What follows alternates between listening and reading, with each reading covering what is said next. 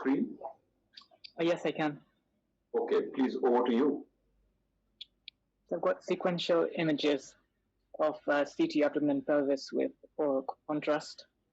In the right iliac fossa, there is tubular thickening in the expected region of the appendix with an appendicolith with surrounding pericolic fat stranding.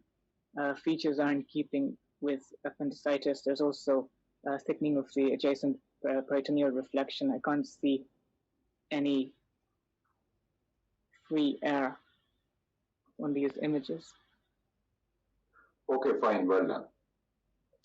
Okay, good film, this one. Exam case, over to you. So there is a well-defined mass in the left lower quadrant. It displaces the small bowel posteriorly. There is some metallic artifact through this region, but otherwise it is fairly of homogeneous density. There's no surrounding stranding. So my suspicion is that this is possibly the metallic bits of it confusing. I think this is probably a solid tumor with some sort of intervention that has occurred from it. Is there any sort of relevant history? So the patient had some surgery in the past. Okay, so it seems like possibly there is depending on what the surgery was for primarily, but could be either a tumor recurrence within the area of surgery, given the surgical clips. That this could be a seroma which has higher attenuation because of secondary infection. Given its presence in the mesentery, this could be something like a desmoid tumor or a peritoneal deposit. Okay. This is what we call a gossypiboma, also known as a textiloma. Basically, it's a retained swab. A retained swab is a never event in UK, and there are robust mechanisms because please remember to go back to the basics. The surgical gauze which is used is what we call barium impregnated. It has got a thread which is impregnated with barium. It's high density. And they have got robust systems to count and after the surgery count it again. And if in doubt, they will do a plain film there and then. Having said that, these kinds of things do happen. I've seen 3-4 cases in my experience. All of them were, had some surgeries abroad, and but you should be familiar with this.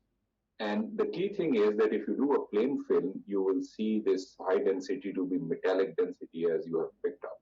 So once the radiology is quite tricky because what happens is you can see there are small air pockets within this gauze, and it all depends. Sometimes you will get this flocculent type of densities within it, and the air pockets can sit in for months and months. Sometimes it will be sterilized, and there will be no symptoms or anything. But the key thing is that metallic density. So think out of the box and think about a gossypiboma. This case has got, because of time factor, I am just going to ask you leading question. Now, there is a developing interception. Can you describe it, and what do you think is the cause? So there is an interception. It seems to be there is a fatty density adjacent to the interception. So I think the most likely cause is probably a lipoma. Excellent. So this lipoma is the leading tumor. It has, if you see the mesentery is going in, this is the lumen of the interceptum, and this is the interceptium. And you can see that this lipoma is the lead point, which has taken it inside. And in the exam, you will ask the examiner, I want to do my densitometer, and that will be, that will confirm that this is a lipo. This patient was scanned for mesenteric ischemia, that was the history, acute abdomen. And this is an arterial phase. What's happening here?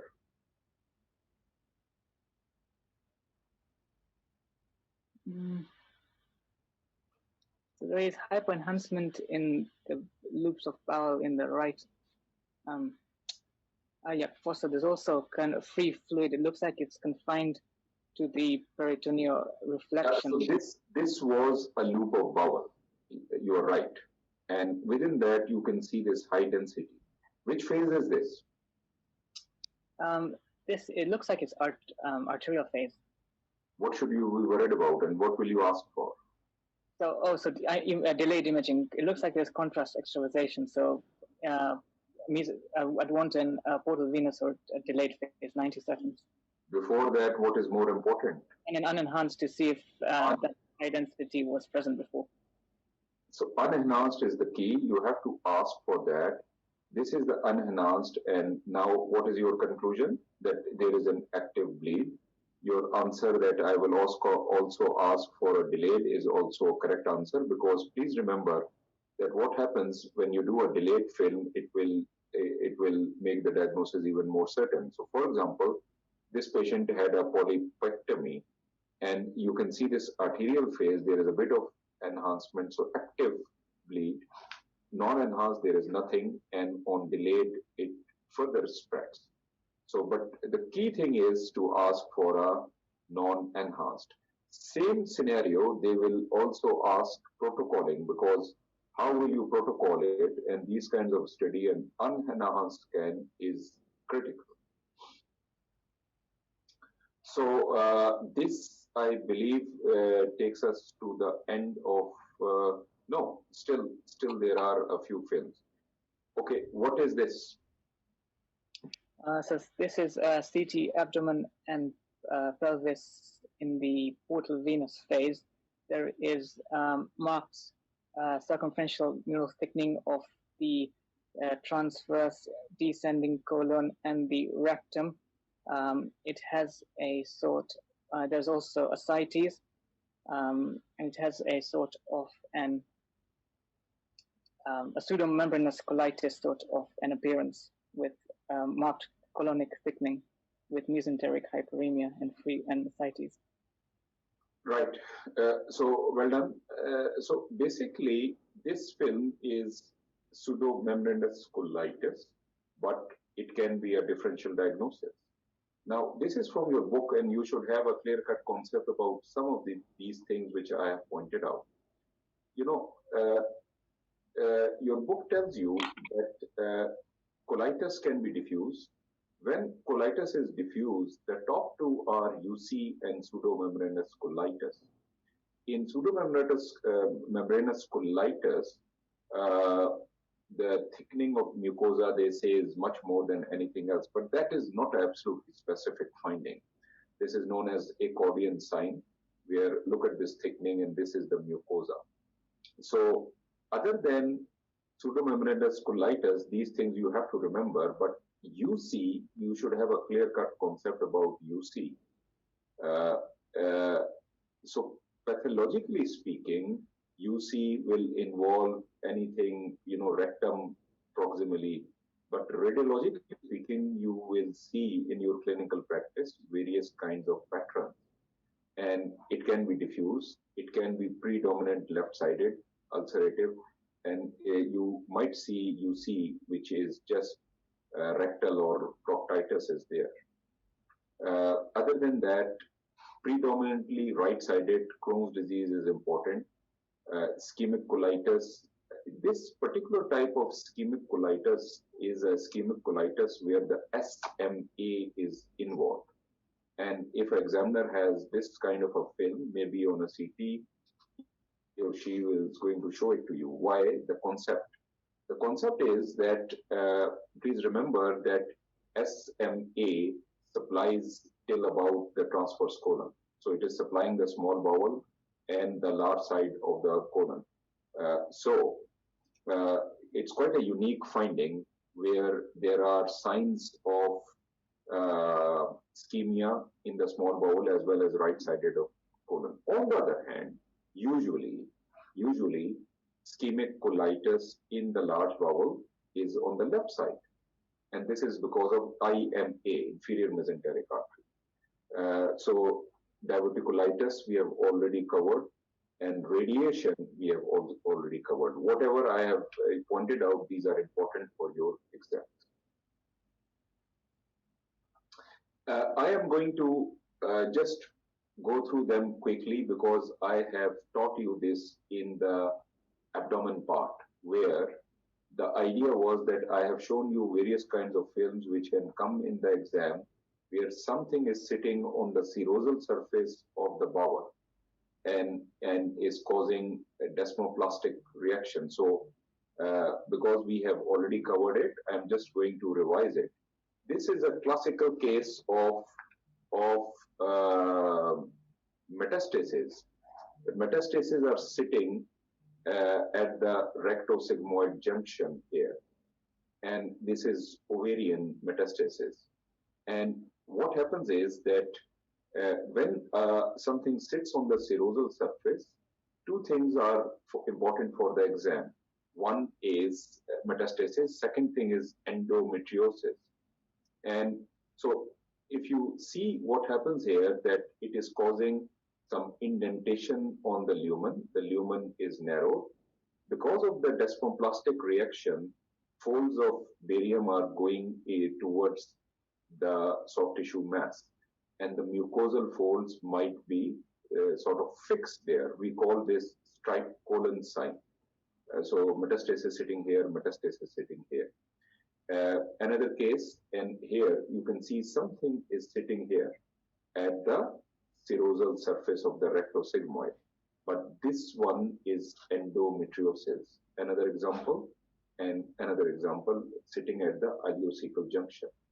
I had also shown you this, showed you this MR, which is a very important exam case, where what is happening is that there is deposit of endometriosis at the rectosigmoid. Key finding is that this is low in signal intensity on T2 weighted sequence because of hemosiderin. In our case, there is a hysterectomy, and there is another deposit which is sitting on the posterior surface of the bladder. And you can well imagine that at the time of menstruation, this patient must be bleeding through the, there must be hematuria as well as melena. So same case is barium examination, and you can see this serosal surface indentation. And I also told you that malignancies, they appear high signal on T2 weighted or intermediate signal. So this is a deposit of the ovarian carcinoma metastasis, which is sitting there. Look at the signal. This is intermediate signal. This is low signal. So this is different than this. Spot diagnosis candidate 4, just give me the diagnosis. What's happening? These two strictures, benign or malignant? There is some shouldering and some mucosal irregularity. So I'm going to go malignant. Excellent. So these are synchronous tumors, two tumors sitting there. Okay, final thing of this chapter is rectal carcinoma. How will you describe this? So there is, on the sagittal, I can see circumferential but asymmetrical mural thickening of the rachmoid of the rectum with increased T2 signal. There is also some, it's eccentric and mainly between the 12 o'clock and 5 o'clock position. There's a bit of thickening of the mesorectal fascia. I can't see any surrounding enlarged mesorectal nodes. The fat plane between the prostate and the rectum is preserved, and the bone marrow demonstrates normal signal intensity. So you said that there is thickening of the mesorectal fascia. Which sequence are you talking about? I think I can just see those linear kind of low intensity streaks, just kind of lateral to the rectum on the axial images. So what does it mean? So you are pointing out to this thing here. No, just a bit more lateral. I can see those two lines just there, yeah, and the other. What does this mean then? I mean, it's not that thick. It means there's some sort of inflammation, but given the history, given the presence of that mass, then when you want to, in terms of surgery, you'd want to be telling them about it so they can excise, so they can have a clear excision margin. So, what is the staging of this tumor, the T staging? Oh, sorry, I don't have any ideas on that. Okay. But there is extra capsular, there's serosal invasion, because you can see it on the top, on the second axial imaging. It's the tumor infiltrates beyond the serosa, but is separate from the seminal vesicle. Within the mesorectal fascia, mesorectal fat, and is there any serosa at this stage? My question is anatomy. Is there any serosa? I don't think so. Then, okay, what I have, you see, the point is that rectal carcinoma, candidate 4, thank you very much. You can keep unmuted, but I'll take over. I'm going to teach you now about rectal carcinoma. Now, rectal carcinoma MR is now a pure exam case, and you have to understand, and it has come in the exam now quite a few times, and there can be vivas, etc. also on this. And in your day-to-day practice, those of you who are sitting the exam and they do not know how to report an MR, the best way is to learn something, which, for example, I'm going to teach you something today, and do about 5 odd reports under your consultants, so that before the exam you know what you have to and how to tackle it. So let me go back to the basics. I think I am reflecting on one thing today. I wanted to finish GIT, which was very ambitious, because I'm going to teach you liver also in great detail. And as I'm talking to you, I had not designed my next Thursday's teaching.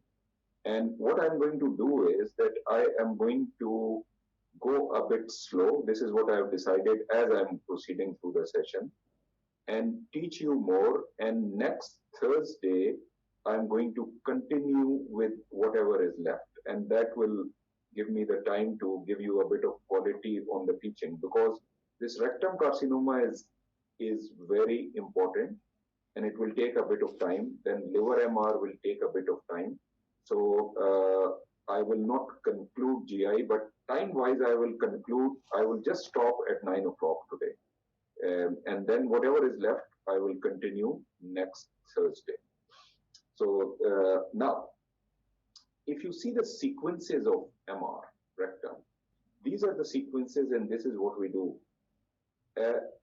This is what we used to do. We used to do a large field of view. When a case comes to you for rectal carcinoma, please remember, you should be given the histological diagnosis. So how does it happen is that the patient has already had a colonoscopy or a sigmoidoscopy. There was a tumor. They will give you the histological diagnosis. Number 2, they will tell you that what level is the tumor. So they will say in centimeters, it is X centimeter from the anal verge, and they have to tell you this. And one black and white concept which you should have, that our role of an MR of the rectum is not diagnosis, is a staging, means that where the tumor is going and things like that. So I'll give you the concepts and the viva questions around it. When we stage a rectal carcinoma, we do local staging with an MR, and otherwise we do a CT, chest, abdomen, and pelvis for any metastasis. Now on MR, these are the sequences. We do large field of view, T2s, and so the pelvis, etc., is seen in a large field of view. Then we do small field of view. I'll come back to the small field of view subsequently. We used to do a few years ago some diffusion weighted also. Nowadays, studies have told us that there is no significant role of diffusion, and in our department we have discontinued, and I believe most of the departments have discontinued diffusion in rectal carcinoma. Now, if you see this case, you can see that there is a rectal carcinoma here, and so this is a different case and this is a different case. Now, key point is how will you orient your axial slices? And this is one of the key things which you have to do correctly. If you don't do it correctly, you will get false results. So the orientation is that the axial slice should be oriented perpendicular to the long axis of the tumor. So for example, look at this one, it's tricky. The tumor is starting from here and going here. Look at this slice here. If it is oriented like this, you will get this type of image where the edge will not be seen clearly and you might get some false finding. The false finding I am going to point out shortly. So what we do is that we will scan this in this axis and then another axis like this. So your radiographer should be trained to pick that up and give you axials accordingly, according to the long axis of the tumor. Now, anatomy is the key. Please remember that there is the peritoneal reflection, it stops at a particular location. And if you see, this is a male pelvis. On this male pelvis, this is the prostate, this is the seminal vesicle. If you see, this is the peritoneal reflection, peritoneum is coming here and then going here. And on this slice, it is beautifully seen. Look at this, this peritoneal reflection attaches here.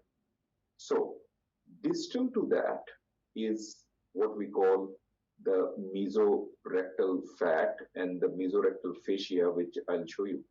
But the peritoneal reflection is attached here.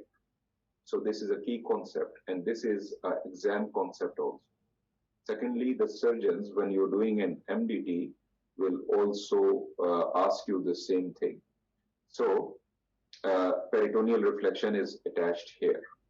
Now, in a female, this is a female, in which you can see that this is the uterus, and you can see that the reflection comes here and attaches here. So anatomy-wise, we are interested from here downwards. This is where the rectum is. Of course, part of the rectum can be just here also, and then is the sigmoid. So here, distal to that peritoneal reflection, this is the anatomy. The anatomy is that this is the rectum, and this rectum does not contain a serosa. Remember, serosa is that peritoneal reflection. Serosa is finished. And then here is a fascia, and this fascia is the mesorectal fascia. And then this is the mesorectal fat. Now, key thing is, if you concentrate on this diagram, it tells you T3 tumor. So this is the mesorectal fascia. T3 is a tumor which goes into the mesorectal fat. T1 and T2 will be confined to the wall of the rectum. T3 will go into the mesorectal fat. And that becomes an exam case. If a tumor goes to a mesorectal fat, it becomes T3. On the other hand, if the tumor goes into for example, any other pelvic organ, we call it a T4. T4 will be blatant, it will be evident. But T3 is where you have to develop your eyes on. So look at this. This is the tumor here, node here, node here, and this thing all is the mesorectal fascia. This is the seminal vesicle. And if this tumor goes here, we call it, it is going into the mesorectal fat, becomes a T3 tumor. So this is the staging. T3 is invasion into the mesorectal fat. T4, invasion into the surrounding organs and structures, as well as the visceral peritoneum. So this question is asked in MDT. If you do an MDT with the surgeons at times where there is a high tumor in the rectum, this is what they are going to ask you. Is it superior to the peritoneal reflection or not? Key management question is, or management concept to remember for your exam is that if the tumor goes into the mesorectal fat, you do not do surgeries immediately. The concept is that you might like to do neoadjuvant chemotherapy or chemoradiotherapy. It all depends where you are working, because there are various theories in the oncology work. Usually they will give chemoradio for 6 months. So your report completely changes the management of the patient. And that is why you have to develop your eyes to pick up invasion of the mesorectal fat. And if you say it is invaded, then they will give new adjuvant chemoradio. That is the key management point. Another thing which in your report, which you have to pick up, is what we call extramural vascular invasion. Extramural vascular invasion. So what happens is that the tumor has gone into veins within the mesorectal fat. Radiologically speaking, how are you going to pick it up? You are going to pick it up as distension of the vein, which will be, just like a vessel, serpiginous, and then it can be in continuity with the tumor, or it might not be in continuity. Extramural vascular invasion, don't confuse it with a lymph node. Lymph node is different. Extramural vascular invasion is different. And there is a lot of literature and a lot of research also going on. And people say that if there is extramural